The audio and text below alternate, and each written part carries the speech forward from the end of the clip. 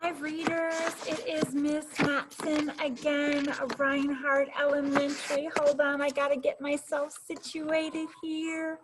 All right, readers, I want you to know that authors care about the kids that they write for. They set out to write books that are going to connect with issues that the kids may be facing in daily lives. They write about hardships. They write about things that kids will understand, knowing that in doing so, their readers might feel more supported and less alone.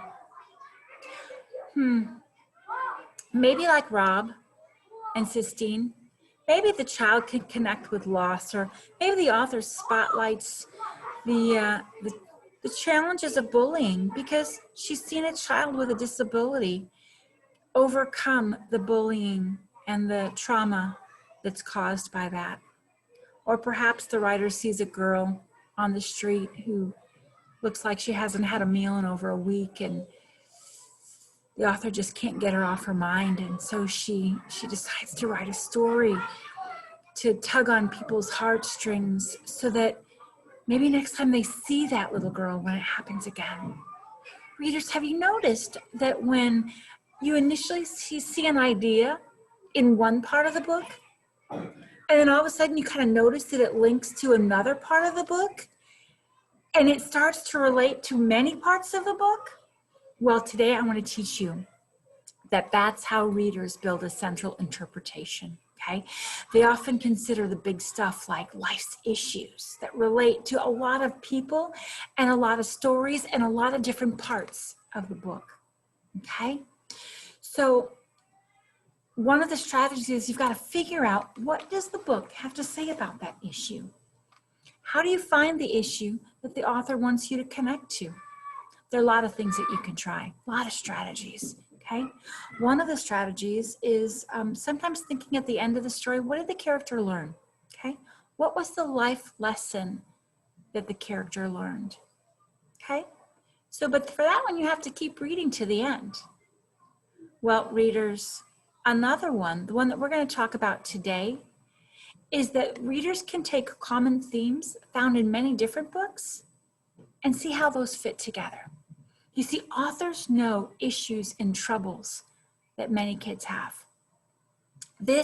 And there's a good chance that some of those issues will be addressed in your book. I want you to think about the issues that kids face, okay? And I've written some on my board, and goodness, I hope you can see it on the board. Let's see. I'm gonna move my camera a little bit. All right. Eek! There we go. Sorry. Okay. So maybe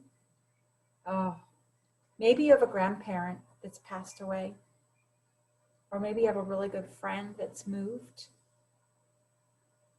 So that character is dealing with loss, okay?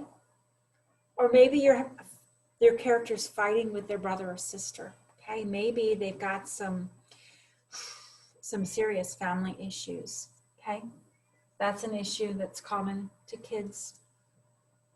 Maybe like Robin Sistine, your character just doesn't quite fit in. Maybe they've moved from all over and they don't have any friends, and so friendship is something that really matters. Or maybe you're reading about a child who their dad really wants him to play hockey, and they really are not big on hockey, and so they feel that pressure between wanting to please their dad and just wanting to do what their heart wants to do. Or maybe about relationships, okay? So let's think about Robin Sistine. How are they dealing with their struggles, boys and girls? Okay.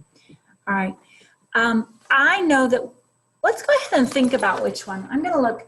Well, yeah, we could definitely do with Robin Sistine friendship. But you know what? I'm thinking about the beginning and the middle and even the end of the book, because I know how it ends. And I think we're gonna stick with dealing with loss. Let's see how the characters deal with loss.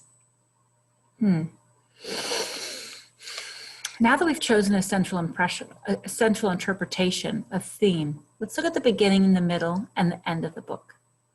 Well, at the beginning of the book, Rob He's got his suitcase, right? We want to think about all the objects and the people that he comes in contact with and the things that he says and does. And he's got that suitcase closed pretty tight.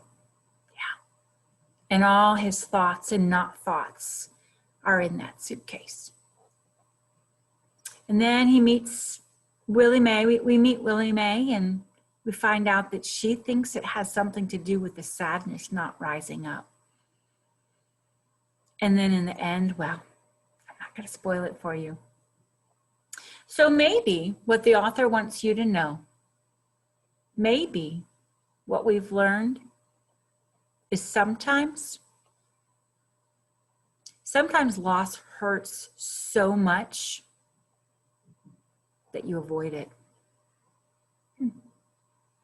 Think about Rob's dad. Rob's dad, we could say that he's a mean dad. He's not a very nice dad at all. We could say that. But let's think about it a minute, because when he made the mac and cheese, it was obvious that he was hungry because his stomach was growling. And yet he gave Rob all the mac and cheese and told him that he wasn't hungry.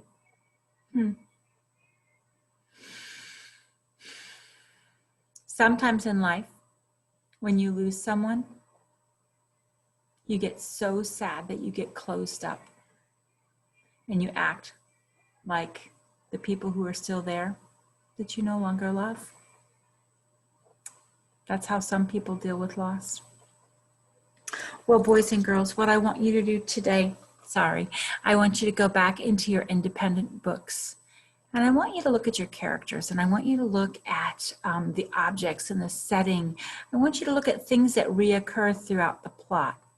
And try to take our list of things that are important to kids and build a central interpretation. All right, readers, off you go.